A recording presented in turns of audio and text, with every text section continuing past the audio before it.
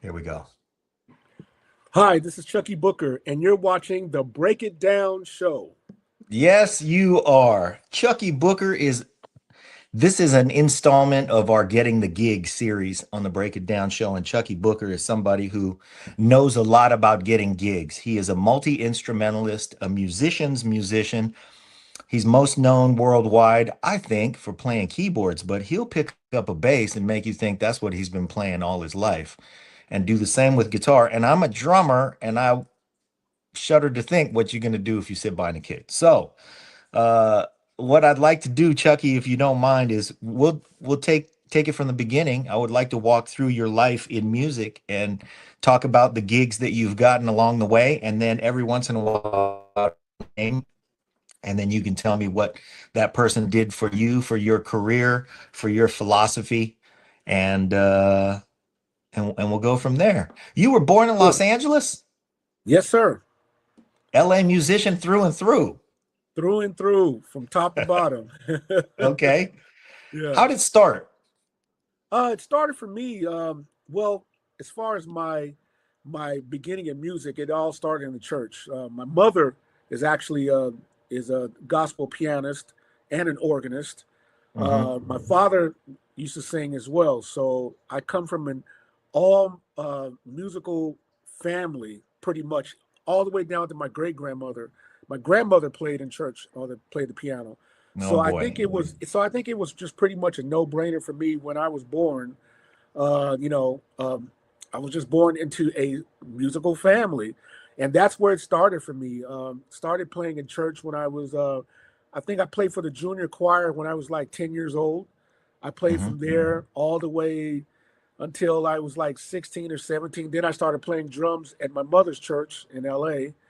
Um, yeah, I played. So I was kind of doing a little bit of everything. I didn't pick up the bass until I was 18.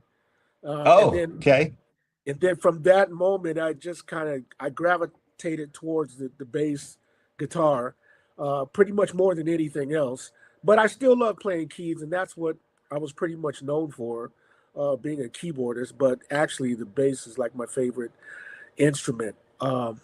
My first, I guess, big break would be was from my godfather Barry White, who had a who had a production company called Unlimited Gold Records that was distributed by 20th Century Fox Records, and I signed a deal there when I was 20.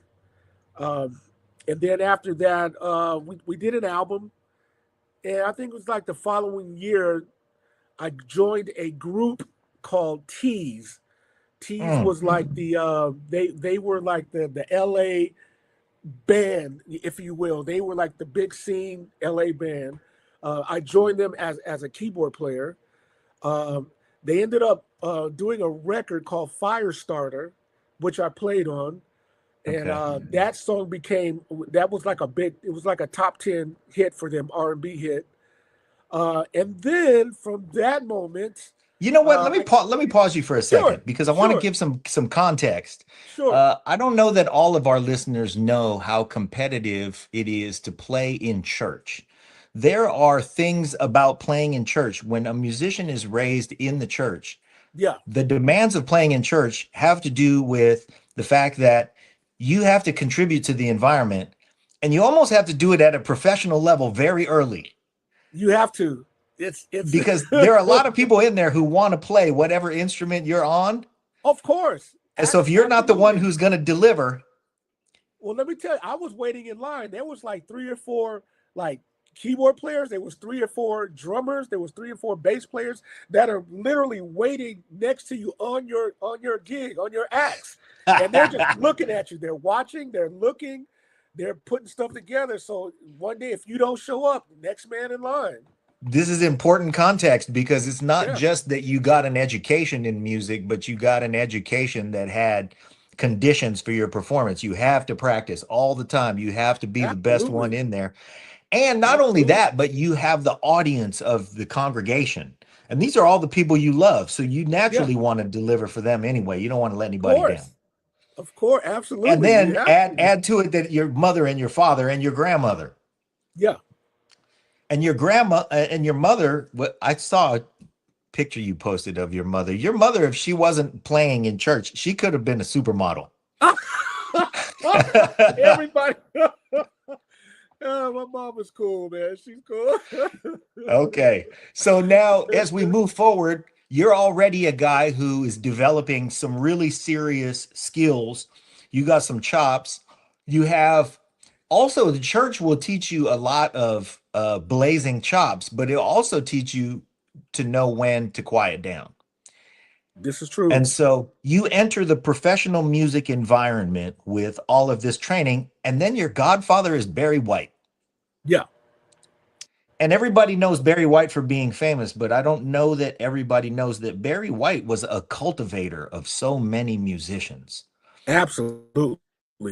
So many. I Yeah. mean, more than anybody could ever imagine. And the thing Hmm. was, I seen it with my own eyes. You know, I met Barry when I was like 10 years old, and he would invite me up to the house. I would go in the studio. I would watch all these musicians come in. I basically had a front row seat to what Mm. it takes to really be a producer, a writer, an arranger. I Yeah. saw all this at 10 years old. And I used to tell him all the time, I felt like I had the qualities, I had the talent. I could have actually produced a record when I was 10 if I really wanted to. I just never Wow. got the chance to do it. So I had to prove to him. It took me, 7 or 8 years to do that, but I was ready when I was a kid. I had already had all of this information, going in my head. But he basically, you know, taught me what it's like to be a producer, writer, and arranger, hands down. Yeah. Yeah, And even though you had skills like that, you had the front row seat, like you mentioned, and you saw a true master yeah, at his craft, yes, you got not only that, but sometimes your let's say in your mentorship, he almost uh I'm putting thoughts in, my head about him, but I yeah, feel like at some point he recognized what you had and he was just holding you back, letting it simmer. yeah. Could I that have believe been true? so. Yeah, I Yeah. believe so. I believe so. I mean, he knew I had the talent, or else he would have not had me around. With all of these great musicians. I mean, man, boy. I mean, all the musicians that I've seen, Mhm. experienced with my own eyes. I mean, all the way, everybody from like Ray Parker Jr. all the way down Greatest. to, yeah, Ray is just crazy, man. I mean, just all these great, uh, Wawa Watson. Hmm. I mean, Ed Green is the drummer who played Ed on all of his Green. records, man. Man, it's just, I had access to see all of this, man, and it just really gravitated me to a whole nother level, as a kid. Yeah. So yeah. Ed Green, I take little sidebars, man. So please No, indulge no, me. it's all Ed good. Green, he played what I like to tell people is my favorite drum fill, which was that very first break in "You're the First, the Last, My Everything," where he just goes, bang, Yeah. that's it. Yeah, That's yeah. all Ed Green has to do. That's it. Yeah. Man, so you had all of this information bombarding you, and then you start to develop your chops as a producer in your head, in your Yeah. imagination, with all this Yeah. information. You're a kid, and then you come upon Tease. Now, Tease was a band for a couple years before you joined them. Yes. Yeah. Um, and like you said, they were the pinnacle LA, so they had a Yeah. lot of things going for them because they had also incredible musicians. Oh I'm man. from Yeah. Guam, so we all know about Rex Oh, Salas. Rex Alice. That's what Rex. Rex. Yes. Yes, sir. We I might tell you a little something after we get done here and hit the stop Okay. button. But um going through all of that and joining a band like Tease where you're surrounded by, that's an all-star band. Yeah. So what did that do for you as a teenager? I Well, think you it was joined that just band in yeah. '86, right? Yeah, like 80, yeah, was it 86, 85? Actually, it was 85. 85. It Okay. was 85, around 80 at the end, yeah, like 85. Because Yeah. we cut their second album was in 86. So I had been with them prior a little bit before their second album. Second album. Okay. Yeah. I was actually there for the first album, which was in 81, that they Hmm. cut that was on RCA. I was there. I didn't play anything, but I was around the guys at the time. And I was actually gigging with them off and on from 82 up until they cut their second album. That makes sense because it's Yeah. almost like that kind of a band. You have to be around for a while before just like in church. There's a lot of Yeah. people around there before Yeah. they put an axe in your hand and say, "Join us." Yeah. Yeah. Yeah. So, Absolutely. but you had, and then when you signed your solo deal, was Yes. that was after Tease? That was after Tease. Yeah. Okay. Yeah. Now, After they cut their second album, I mean their third album, which was that in 87? 80, I can't remember. I think it was 80, 87, 88. They cut their third album. And from that moment I left because was I had started working with Atlantic Records in 88. okay. And I started producing. I produced a group called Troop. Yeah. Uh, yeah, in '88. And from that moment, Sylvia Rohn, who was head of Atlantic Records, she contacted me and said, "Hey, I'd like to do an album with you, a solo record." So from that Wow. point, from '88 up until as of recent, I was with Atlantic Records. Yeah, I'm going to encourage our viewers, if you don't know the name Sylvia Rohn and you don't understand the gravity of her anointing, Yeah, your career by saying, I want you to do your record with me. yeah, Look up Sylvia Rohn. So, yeah, okay, your deal with Atlantic, you started your production career with Troop, and I remember when Troop came out, that was yeah. man. So you're already well under your, well on your way. Uh, Keep going. So when did your first album on Atlantic come out? 1989. 89. Okay. Yes. Wow. 89. Yeah. Now I remember the single on that album was Turn Away. Turned Away. That was the first single. Yeah. Yeah. Yeah. Man. Um, then it seemed like not long after that you started going on the road with when did you go on the road with Janet Jackson? 89. It was right. 89. Yeah, it was right Man. after. It was after my. Well, I did two songs with Troop. Troop actually went number one with their song "Spread My Wings," which I wrote and produced. Hmm. But prior to that, Turned Away went number one as well.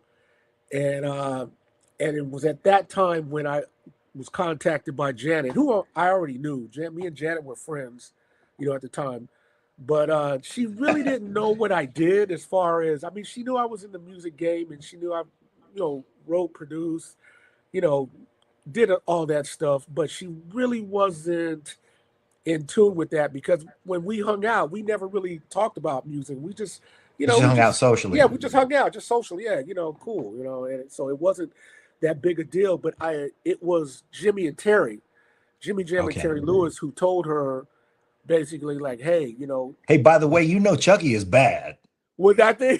You do know Chucky is bad, right? Well, yeah, they told her like like, hey, this is the guy you need for your tour, and Hmm. she was like, what? She's like, what? I know Chucky, I know him, She said, yeah, that's the guy, and she's like, oh, really?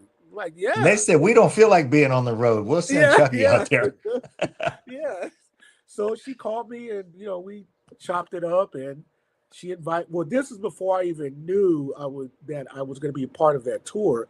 She Okay. called me, invited me to her Rhythm Nation party for Oh, the for the big release. release and the big hoopla and all this stuff.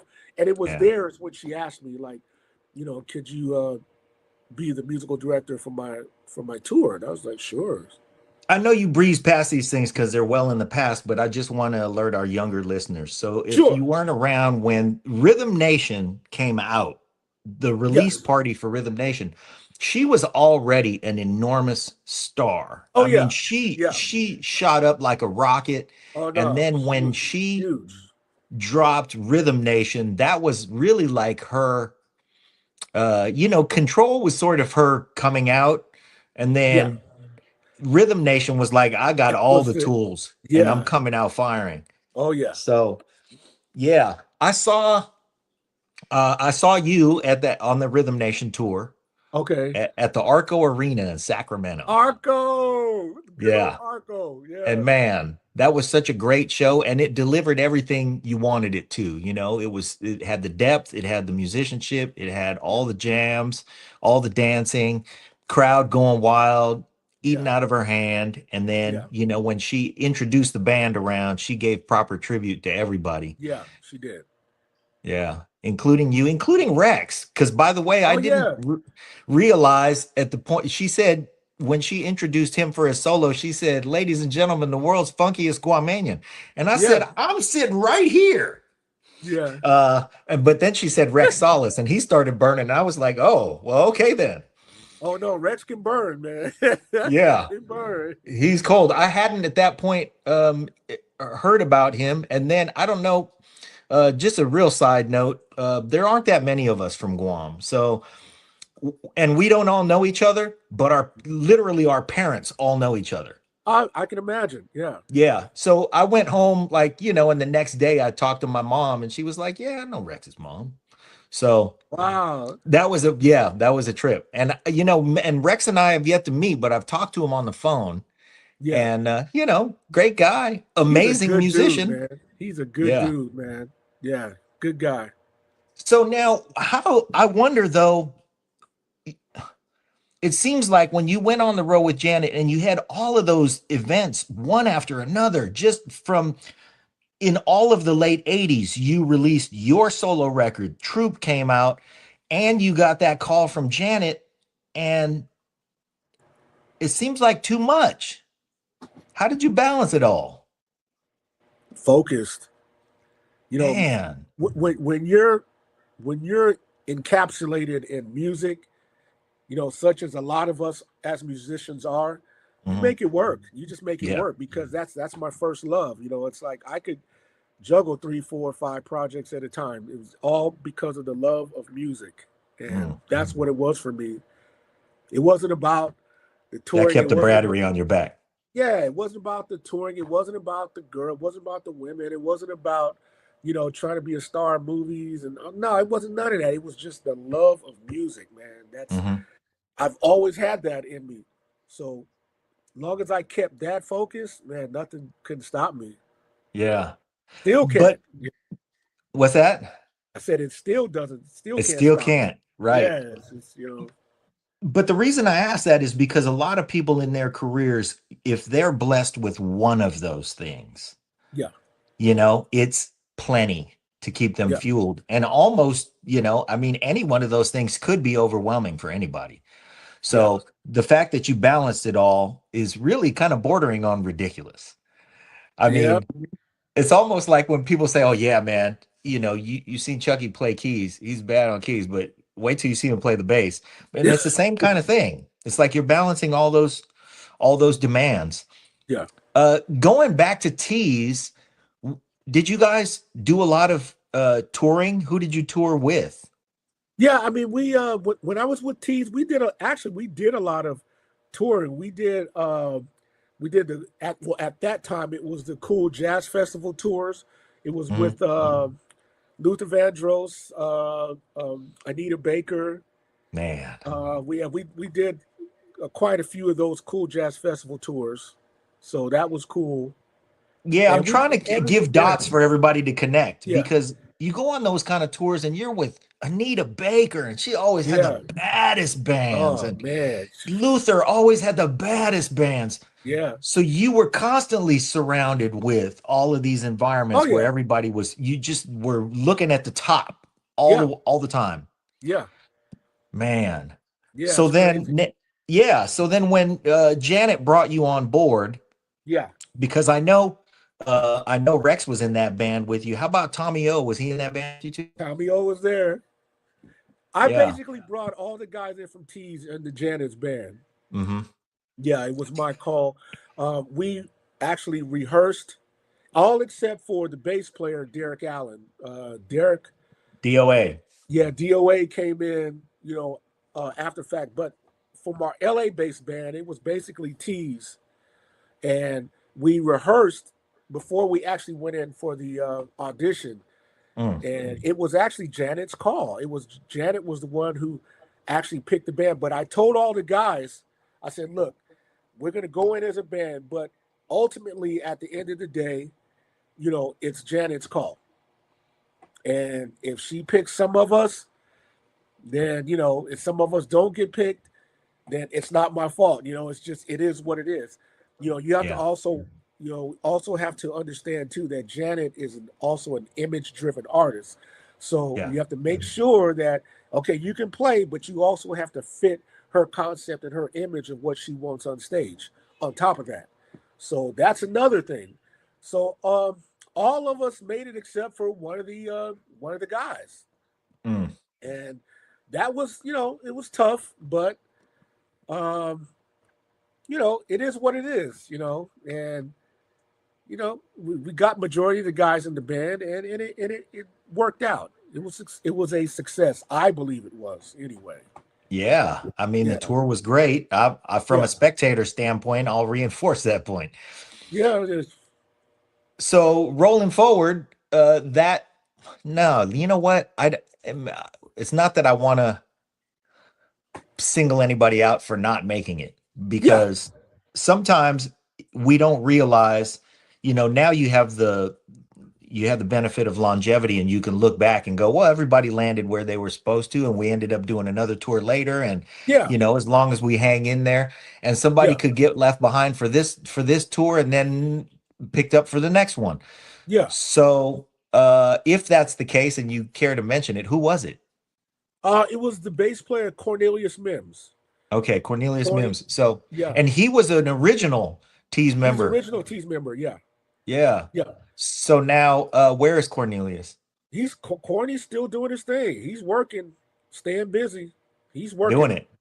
Yeah, So yeah, and everybody still lands on their killing feet. too, and Uh-huh. still an amazing bass player. Yeah, Okay. yeah, So now, moving forward, you're a solo artist, you're a yeah, writer, you're a producer, and now you're a musical director. And you did quite a bit of all of those things. So yeah, let's keep rolling forward. yeah, After Janet, what happened? You left the Janet Jackson yeah, camp after a while, and she brought in, I heard, Patrice Rushen. Is that right? yeah. That's what I heard. I mean, I didn't really stay up on her camp too much after that, but she did. She brought in Patrice Rushen, and I'm not sure what happened there, or I don't know if it was a conflict of scheduling or just it wasn't what Janet wanted. But after that, I That didn't think she last very made long. yeah, it didn't last too long. But then after that, I think she resulted to go back, just say, hey, you know what, I'm gonna. I got the call actually to do it again, Mhm. but what they were offering it just was beyond. It just didn't work out for me because what I was getting after that, working with other artists, um, I just felt it was more best if I stayed away from that issue. If I couldn't get what I got prior, to Yeah. going out on tour, and it just didn't work out. You know, Your pay scale so had changed. yeah, well, it's not. Yeah, That's okay. yeah. I mean, it wasn't just that, but I mean, it was that, but it was just I don't know. She had new management. She had new people come in, and instead of me talking directly with her, I was resulted to speaking with her, tour management, and it was just a weird Mm. situation for me, and it just didn't work out. It just didn't work out. Yeah, especially So because you were friends prior. yeah, What do you yeah. mean I can't talk to Janet? Well, that's just how it is, man. That's how it works. Yeah, It just works out that way. It just works out that way. And it's nothing that I hold against anybody. That's just the way the business is. You know, right.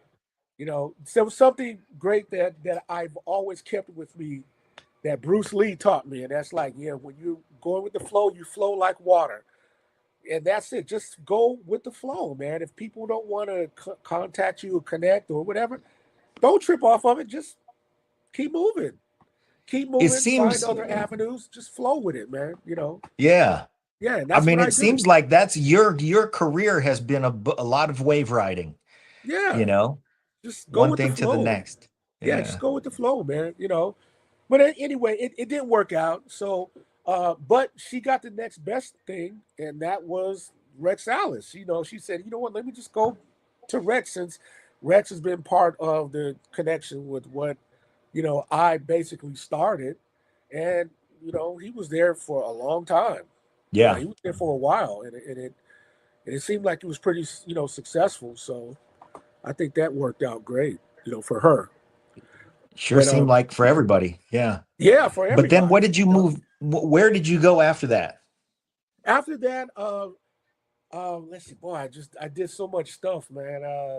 I think Yeah. after that, I went directly. I started working with Tevin Campbell at the time. I became his musical director. Okay. I did Tevin Campbell. Uh, then I worked with a couple of Japanese artists in Japan. That was really great. I worked with a singer named Henri. She's like basically the Janet Jackson of Japan, and I worked with her for a year, and that was great, man. I went over to Japan and really got a feel for their musical taste and their sense, and then right after that, I started working. Then I went. Oh, then I started working with TLC. I was their musical Okay. director. I did the Crazy Sexy Cool tour. Of course you did. Yeah, I put that whole show together. And that was a fun show. That was a great show. Wow. Yeah, that was a good show. Well, before we touch on that, your time in Japan, how long Yeah, were you over there working with that artist, Henri? a year, a A year. year. Yeah. Yeah. Some people don't realize that Japan loves the funk Oh as much yeah. as as Oh yeah. sometimes more than we do. Oh yeah. I was pleasantly surprised. Like when we did the shows over in Japan, and I just saw how the crowd and the people were just like, I mean, straight up. Like I did a lot of arrangements to some of her records that were, just a kind of a pop thing. I put a serious funk, edge on it, and Yeah. man, they And they lost ate it. it up. They were into it. Yeah, they were into it. Yeah. There's funk musicians who sometimes we go, whatever happened to so and so? And they're like, he's in Japan. He's fine. Yeah. Oh yeah. Over there doing great. Yeah. So, okay. TLC. Yeah. Wow. Right at the pinnacle of everything they were doing. Yeah. Uh, they famously got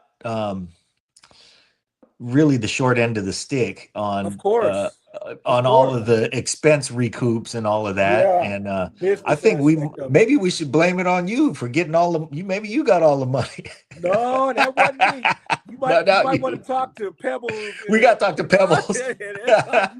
Go talk to Pebbles. I ain't got nothing to do with that. Okay. So, but that show though, man, that show was enormous. They were so huge. They came Yeah. out swinging.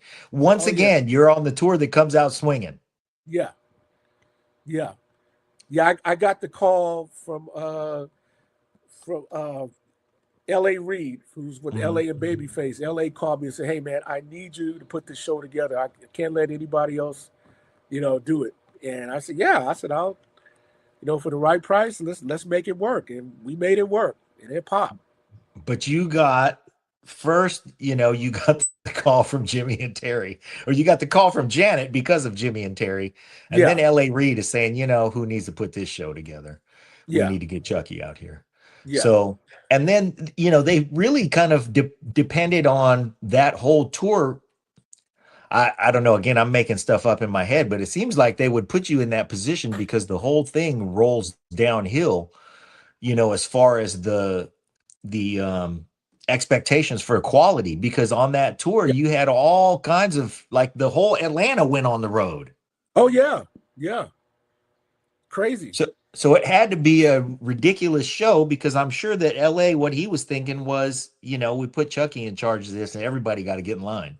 Yeah. Oh yeah. When it comes to that, I don't play with that. It's like, especially when it's an artist who has their first like major world tour. I learned Yeah. so much just from touring with Tease, touring with my Godfather. Prior to getting those big gigs, I already knew how it ran. I already knew what it was like, to make it work. So yeah, it was a no brainer for me. It was easy for me to do it actually.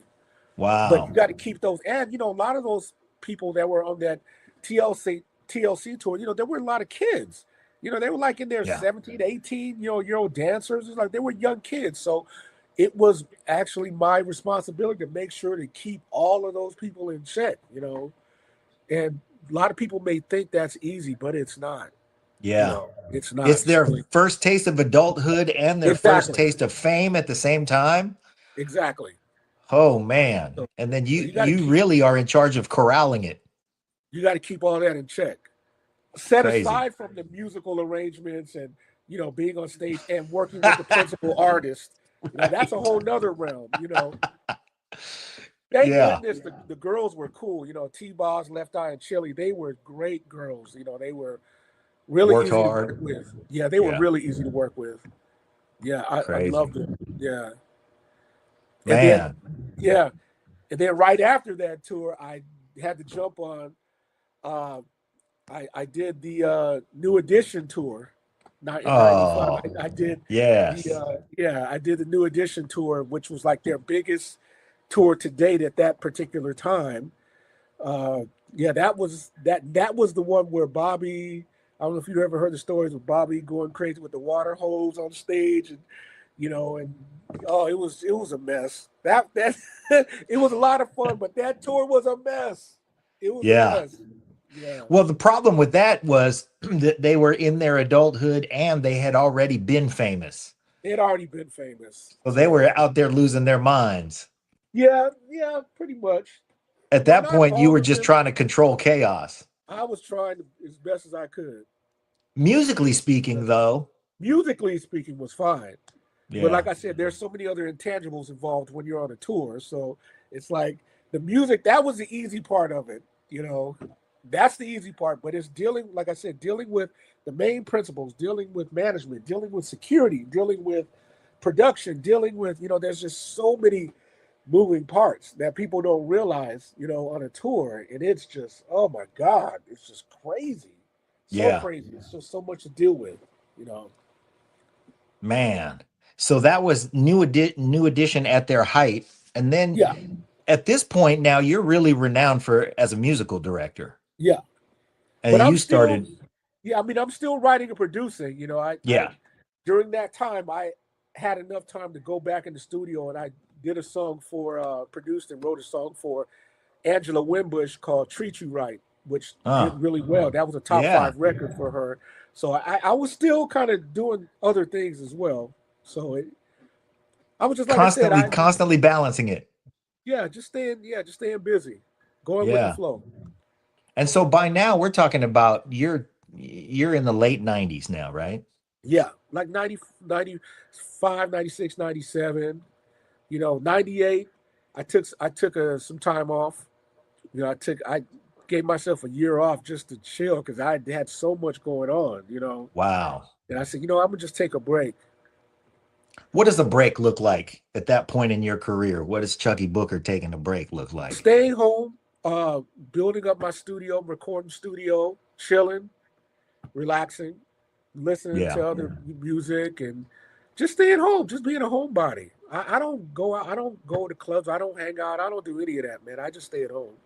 Hmm. I stay out of the way. You But know, you took a year I took a whole year off. Yeah, to just reset. Okay. just reset. Yeah, And then when your year is up and you decide to come back, I love that this whole thing is happening on your terms, you know? yeah, yeah, That's the biggest thing I think for all of us to learn is that every step of the way you took the next step because you chose it.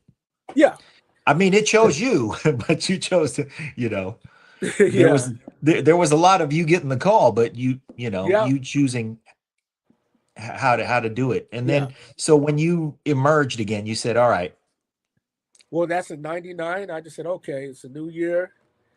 and I got a call from my good friend Faith Evans. So I Okay. started. So I put Faith Evans. She came out with a record called "Keep the Faith," which was a great record, man. That's Yeah. one of the top records, of that time. And she asked me, "Hey, I need somebody to come in here and put the show together and just rip it." So put the show together, and oh, I forgot. It was me before Faith Evans '99 in '97. Right after I finished New New Edition, Edition. Yeah. I got the call for Tina Turner. I forgot about that. So Oh, I went to go play with Tina Turner for, from '97 up until, well, I took the year off in '98, but '97 took a year off. We did a couple of shows in '99 after I was working with Faith Evans, and then yeah. So Tina, totally forgot about that. Yeah, I didn't write her down. I didn't know yeah. that you had done that. Oh yeah, yeah, When yeah. was Bette Midler? Oh, when did I do Bet? That was 90. Man, I don't even know. Let me look it up. I can't even remember. I'm totally shot. When did I think It's okay. Somewhere along the yeah, line, there was Bette yeah, Midler. Talk yeah. about the how she was musically. Oh, What was that like? Bet is super cool to work with in the studio.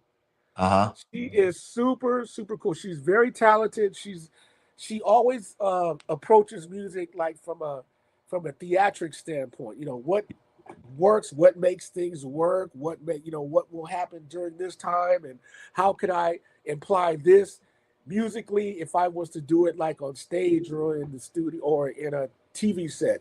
That's how she thinks really big. Everything is huge with her, and that which I think is great. Okay. How was Yeah. that? Like what what were I'd say musical differences? Because stylistically, I mean, she's not a funk No, R&B she's artist. not. She's a showstopper for sure, though. So Yeah. she's going to call upon Yeah. your Well, highest skills to bring it.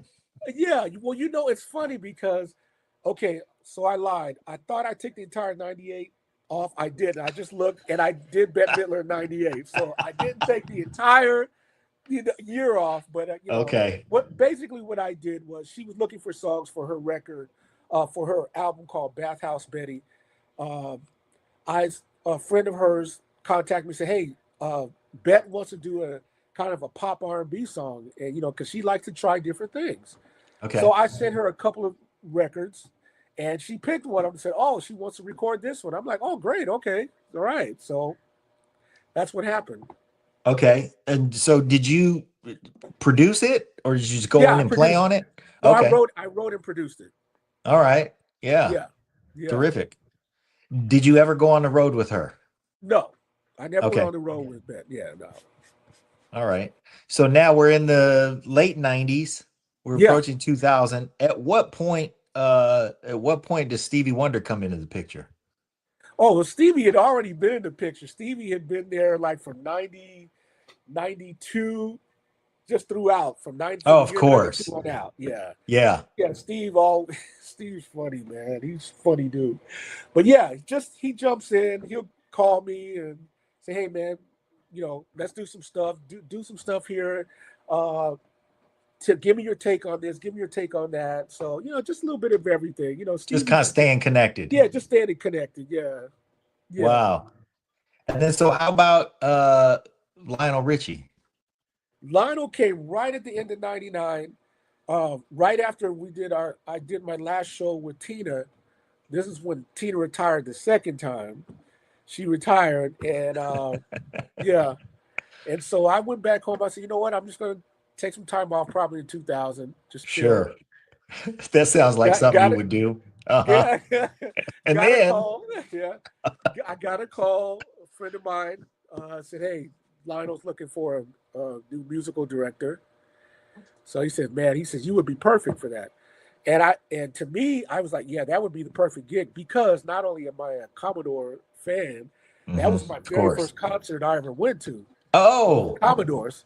Yeah, okay. my first concert I ever went to was in '77 at the Long Beach Arena in California. I went to go see It was the Commodores and the Brothers Johnson and God, who else? It was Commodores and Brothers Johnson. So that was like my first concert ever. So it was like that was very monumental for me. Yeah. Um, so yeah, I went and I went to go meet Lionel. I got the call to go meet with him, and by this time he had auditioned, I think, like 20 or 30 guys. So Wow. I wasn't really going in thinking, I was going to get the gig. I said, you know what, let me just go in and see what happens. And of course, I walk into his studio. This is a funny story, by the way. Uh, I walk in the studio. He comes out. He said, "Hey, nice to meet you." I said, "Hey, it's a pleasure to meet you, Mr. Richie." And he said, "Call me Lionel." That's number one. Okay. Now with me, I had all of my tapes, videotapes on my discography, everything that I've done, everything, a lot of stuff. I had that with me. I was going to give it to him, so he could check it out. And he says, "You know what? Before we start the audition," he says, "I want to sit down and have a conversation." I said, "Great. It's no problem." So we sat on the couch. He said, "I have two main questions I want to ask you." And I said, "Okay, great." He said, "Number one, do you smoke or do drugs?" I said, "No." He said, "Okay, great." He said, "Number two, uh, he says, do you, can I tell you a joke?" That was his number second question. I said, "Sure, tell me a joke." So he tells me this joke, and Do I you mean, remember the joke? I can't remember the joke, but whatever it Okay. was, I was dying. I was cracking up because I love comedy and I love people that, it has good jokes. I'd like to laugh. So Yeah. I can't remember the joke, but it was whatever it was funny. And I was just dying. Right? And so he's looking at me and he's like, man, this kid is dying, because it was funny. Yeah. And then afterwards, he says, "Okay." And he goes, "Well," he said, "that's cool." He said, "Well, I have some other stuff I have to do." He says, "I have to go, but it was a pleasure meeting you." And I was like, "What?" I said, "Oh, okay." Oh, And I said, "You don't want me to play anything?" He goes, "Ah, no, it's okay." I said, "Oh, okay." So I said, "But what about all the stuff I have here?" And he goes, "Nah, don't worry about that. It's fine." I said, "Okay." I said, "It was nice meeting you." And I left. So I remember just leaving. I'm like, "Okay, well, I didn't get that gig. I didn't even play or anything." So 3 days later, I get a call, and it's Lionel. He called me. He goes, "Chucked him." He calls me Chucked him, like Kingdom. He goes, "Chucked him. Um, what are you doing right now?" I said, "Nothing. I'm just at home chilling." He goes, "Come on down to come on down to the hotel in Beverly Hills at the Four Seasons." I said, "All right." So he said, "Just come on because down." where else would you meet Lionel Richie? Yeah, where else would I meet him at? So I was like, yeah, it took me like 20 minutes to get there. He said, "Just come on down." He didn't say, he said, "Just come on down. We'll hang out." I said, "Okay." So I go down.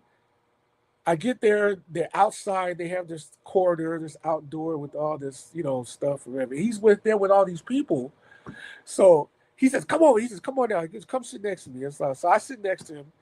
And next thing you know, he goes, everybody that's around, he goes, "By the way, everybody, this is my new musical director." And I just turned around and looked at him he didn't even say anything. He didn't tell me. He didn't say nothing to me. He just said, "This is my new musical director." So I'm smiling, right? I'm like, "Okay, oh yeah, nice to meet you." And when everybody walks away, I just turned around and looked at him and said, "Dude, why did you say anything? Why did you tell me? Like, why didn't you say anything? You just caught me off guard."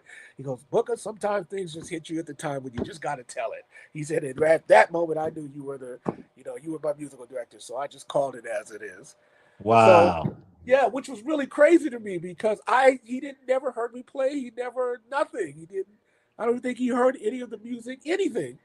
So flashback 3 years. 3 years later, I mean 3 years ago from today, 3 years ago, I finally asked him, like, why did you not listen to anything I did? How did you know I was your musical director? Like, what made you come to that point?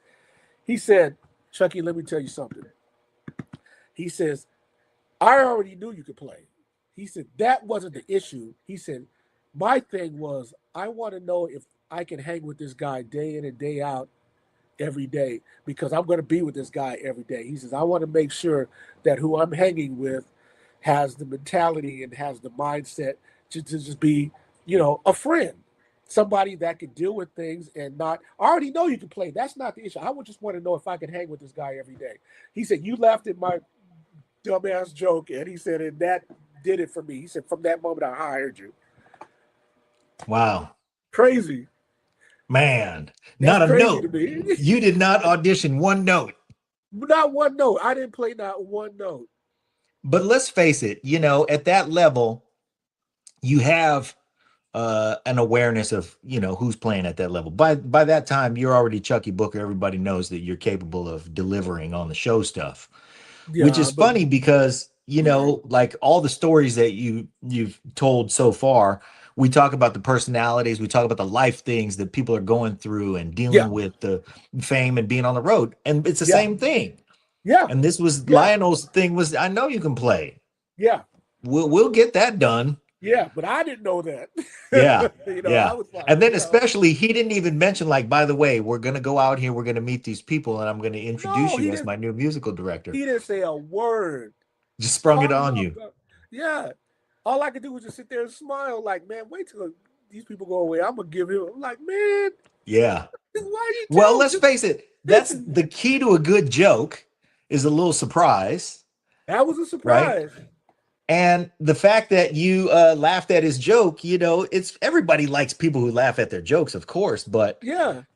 when somebody sincerely gets what you think is funny, Yeah. then I feel like that person is also going to get the type of musical surprises, because that's the other thing about a Yeah. show that we love is Yeah. oh, they went there. Right. Right. Right. Right. Right. Yeah. And if your surprises line up, you know, Yeah. Yeah. So and yeah, then yeah, it's weird. It's just weird. you were with you spent a lot of time with Lionel Richie, didn't you? I'm still with Lionel. Still, And it's 2026. I've been with him for 26 years. good gracious. Yeah. Wow. Yeah. And then let's see. You had DOA, Derek Allen. DOA. It's my main. That's my main man. That's my bestie, man. Good guy. Yeah. So from Janet all the way through Lionel. Yep. All the way through. Wow. I So took him you guys wherever. get each other jokes there too. Oh yeah. Yeah. Yeah. Is That's there my main anybody man. else that you still work with on the road that you've kind of been the whole time? I mean, it's crazy because with Lionel, I mean, I pretty much work exclusively with him now, so I really don't work with a lot of other artists. I did a couple of things outside of working with Lionel, things that he allowed me to, so it's okay to do When that. he Like took a break. he took a break, yeah. So I worked with Mary J. Blige. I did her Hearts of the City tour with Jay-Z. I did that tour, uh, Wow. yeah. And but that was, yeah, like I said, that was a few years ago. But yeah, I've been with Lionel exclusively since then, pretty much since 2000. Yeah. Yeah. What do you think is the driver of his longevity? Uh, you know what? That's such a loaded question because one day maybe we could talk about it off air. But Mhm. I have a whole philosophy towards people who have made it, who have the longevity. Of course, you have to have the talent, of course. But once you have the talent, it's the ep- upper echelon of people who actually run the music industry that will handpick those who they feel will make a difference, in their whatever their agenda is, whatever that is. Whether if Yeah. it's great music, whether if it's pushing a certain thing or whatever, then you get picked. Once you get picked, then you will become that person to be the spokesperson for whatever it is that they want to achieve. And he was just lucky to get picked. He was a great writer, great artist, great musician, but he was picked by the powers that be. And like I said, everybody can't make it. When you look at myself, people say, "Oh, well, you made it." No, not really. I just got picked for a certain level. But everyone in this industry of music, when they are picked, you are allowed so much headroom, so much space in order for you to quote unquote make it. That's for the people who actually run the business.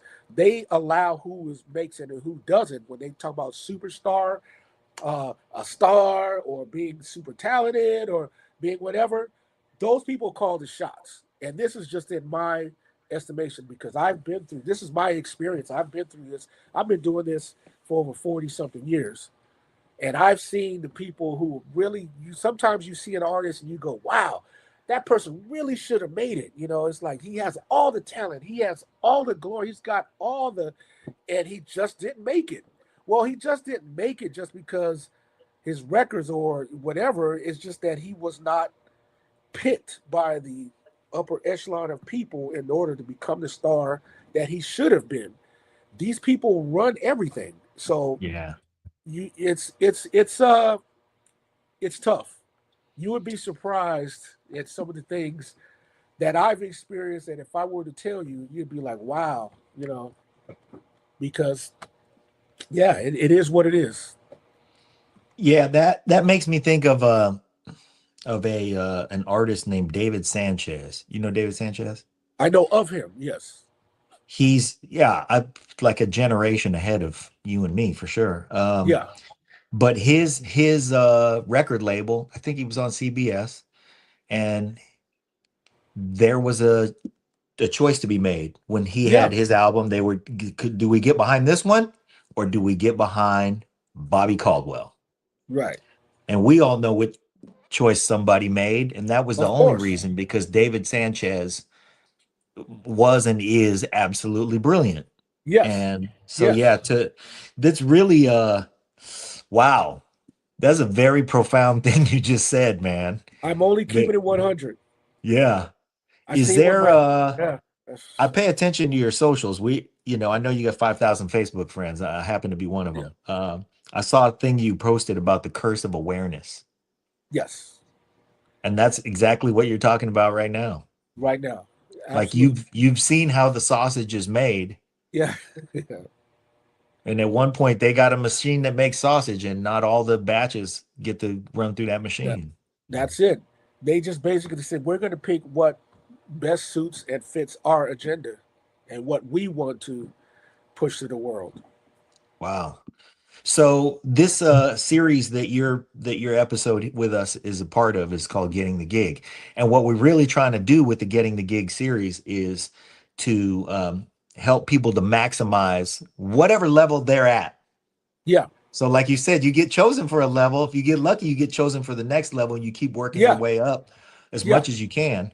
Yeah. But give us a little something that will maybe motivate people to, because that's almost like that's kind of a discouraging message to Oh, know well, I that, mean, well, you're gonna get go it as far as you were picked to go.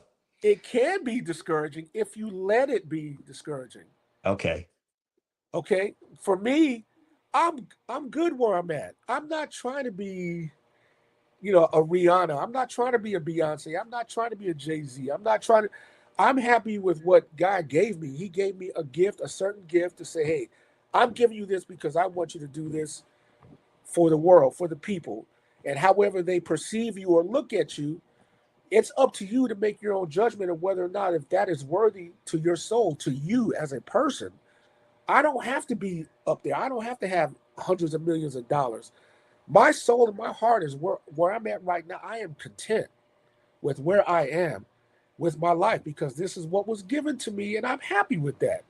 I don't need to have 10 million dollars to be happy because money don't make you happy. It doesn't. Yeah. More money, more problems. And let's be clear, you're not hurting. No, I'm not. I'm not hurting. No, I'm not hurting. But I'm not trying to grasp at what Jay Z and Beyonce, billionaires, and I Yeah. wasn't picked for that. You know what I'm saying? So I'm not gonna strive for something that I know I'm not gonna get because like I said, everything on the upper echelon of business and the music entertainment industry is all ran by people who handpick certain Yeah. things for certain. They allow you. They can look at you right now. If you have a record out, they'll say, okay, we'll make sure he will get a number one hit here, but after that, he's not going to get anything else. So he's gonna. That's why I had so many hats. That's why I said, well, I'm going to be a writer. I'm going to be a producer. I'm going to be a musical director. I'm going to be an arranger. I'm going to be an artist. I'm going to be a studio musician. I want to try to cover all those bases because I know somewhere along the lines that I know what the real deal is. My godfather taught me everything there is to know about this industry. And it's not just about music. It's about Yeah. numbers. It's about the number system. It's about the number game. It's about uh, there's just so much involved. Yeah. There's just so much involved that it's just on the outside of music that people really think when they see somebody and say, "Oh, that dude didn't make it," with his record because his record was this and that, and he didn't make it because that's what they allow to. If they really want you to make it, they can make you a star. Anybody can be a star. I'm Yeah. talking about superstar. Anybody. It's just whether or not if you fit their timeline and their agenda to what they want you to be. Now, set aside, I know all that. I know that. I know what's going on. But for me, I'm happy with where I'm at. Just making music. Like I said, my soul is just to sit here, be musical, do the best I can with what I have, and I'm good with that. It's the people that you see that die young, whatever, because they're striving for something that they know they're not going to get it, but they're still striving for that, and that's what takes them out. So, in the great words of TLC, don't go chasing waterfalls. Stick to the rivers and the lakes that you're used to. Yeah. So true, man. It's so true. Yeah. So true. And that's not a message of complacency. That's a No. message of really delivering on your gifts, Yeah. taking what God gave you and really maximizing based on There it is. what's available to you. You just said it. Maximize. Do the Yeah. best that you can at your level, your ability. From that point on, you may be chosen, you may not be chosen, but at least you maximize. You did what you were supposed to do because that was the God within you that told you this is what you need to do to maximize and to be the best that you can be. That's it. That's all we can do, man. That's all we can do. Now, one more word. Ladies and gentlemen, the great Chuckii Booker. Thank you. Thank you. I appreciate you, man.